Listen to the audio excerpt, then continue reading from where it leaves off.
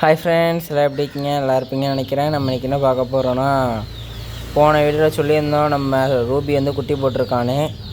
அதான் நிறைய பேர் வந்து ப்ரோ உங்கள்கிட்ட 3மே ஆண் நாய் கிடையாதா, ஒரு பொட்டை நாய் உண்டான்னு கேட்டிருந்தீங்க. ஆமாம் ஃப்ரெண்ட்ஸ், என்கிட்ட ஒரு ஃபீமேல் டாக் வந்து உண்டு. 2 மேல் டாக், ஒரு ஃபீமேல் டாக் உண்டு. ஒரு மேல் டாக் வந்து நம்ம வந்து ரோட்லேயே தான் இருக்கோம். 2 பொமேரியன்ஸ் மட்டும்தான் வீட்டுக்குள்ளே இருப்பானுங்க. 2 பொமேரியன் மட்டும் தான் ஃப்ரெண்ட்ஸ் வீட்டுக்குள்ளே இருப்பானுங்க. அதில் ஃபீமேல் தான் குட்டி போட்டிருக்கு. குட்டிங்க எல்லாமே பியூர் ஒயிட்டு தான். நான் பாருங்கன்னு கண்ணு திறக்கலை, இப்போ தான் போட்டிருக்கேன். மொத்தம் 7 குட்டி, அதில் 5 குட்டி தான் இருக்கும். ஏன்னா 2 குட்டி செத்து போச்சு. அது அந்த அந்த முக்கில் போய் குட்டி விட்டுருந்தாலும் செத்து போன வீட்டில் சொல்லியிருந்தேன். இப்போ அந்த முக்கை ஃபுல்லாகவே அடைச்சாச்சு ஃப்ரெண்ட்ஸ். ஒரு சிமெண்ட்டு முட்டை இருந்துச்சு, அது தூக்கி அதில் ஓட்டை போட்டு, அதில் ஓட்டை போல் அதில் வச்சு அடைச்சிட்டு, இங்கிட்டிருந்து இந்த ஓட்டலே உள்ளே போய்கிட்டு இருந்தோம். அதை வச்சு அடைச்சிட்டேன். அதுக்கப்புறமா அங்கே ஒரு சிமெண்ட் சட்டி போட்டு, சிமெண்ட் சட்டிக்கு பின்னால் ஃபுல்லாக கம்பியை கொடுத்து டைட் ஏற்றிட்டேன். இனிமேல் அங்கிட்டு போகவே முடியாது.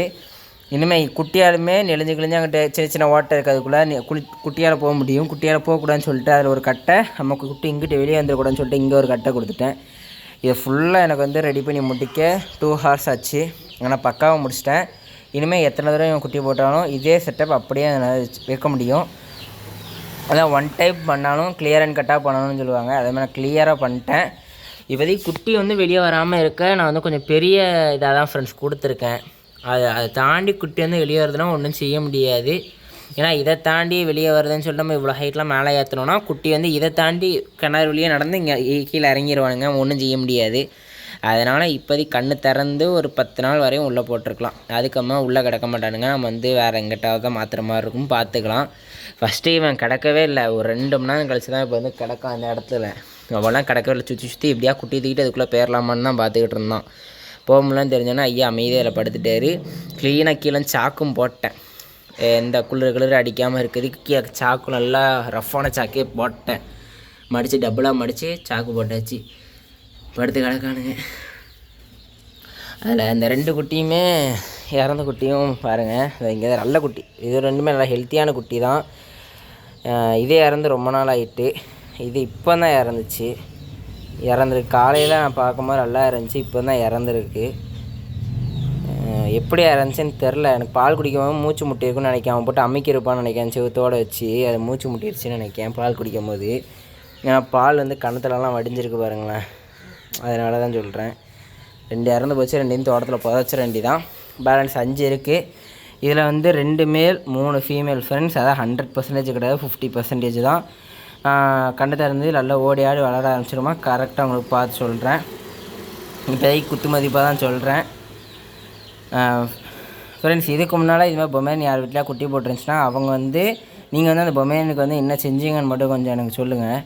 ஏன்னா நான் வந்து எனக்கு தெரிஞ்ச அளவுக்கு எல்லாம் கிளியராக பண்ணிட்டேன். இது போக எனக்கு வேறு எதுவும் செய்யணும்னு தெரில. பெடிகிரி வாங்கி போட சொன்னாங்க, அதுவும் போட்டேன். எல்லாமே செஞ்சுருக்கேன். வேறு ஏதாவது நீங்கள் ஸ்பெஷலாக செய்வீங்களான்னு சொல்லுங்கள். நான் வந்து அதை என்னால் முடிஞ்சால் செய்கிறேன். இப்போ இது வந்து ஒரு 2 months கழித்து, அதாவது 6 to 8 weeks கழித்து ஊசி போடணும்னு சொல்லியிருக்காங்க குட்டிங்களுக்கு. அதை நம்ம கூட்டு போய் ஊசி போட்டுக்கலாம். அப்போது உங்களுக்கு வீடியோ முடிஞ்சால் நான் எடுத்து காமிக்கேன். இல்லைன்னா நம்ம வந்து ஊசி போட்டுட்டு வந்து உங்களுக்கு சொல்கிறேன்.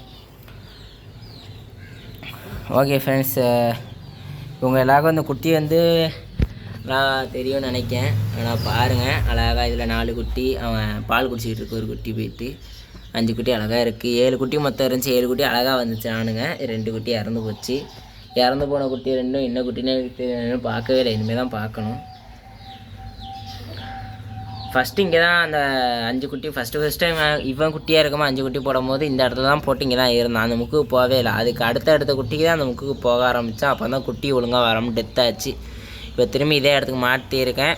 கண்டிப்பாக 5 குட்டி வந்துடும். நான் 100% நம்புகிறேன். நீங்களும் வேண்டிக்கோங்க ஃப்ரெண்ட்ஸ் கடவுள்கிட்ட 5 குட்டி நல்லபடியாக வரணும்னு. போன தடவை போட்ட ஒரு குட்டி வந்து நம்ம சப்ஸ்கிரைபர்ஸ்க்கே ஃப்ரீயாக கொடுத்துட்டோம். நம்ம சப்ஸ்கிரைபர்னால் நம்ம மாஸ்டர் தான் நம்மளை சப்ஸ்கிரைப் பண்ணியிருந்தாங்க. அவங்களுக்கு நம்ம ஃப்ரீயாக கொடுத்தாச்சு. இப்போதைக்கு 5 குட்டி இருக்குது. இந்த 5மே நம்ம ரேட்டுக்கு தான், காசுக்கு தான் கொடுக்குறோம்.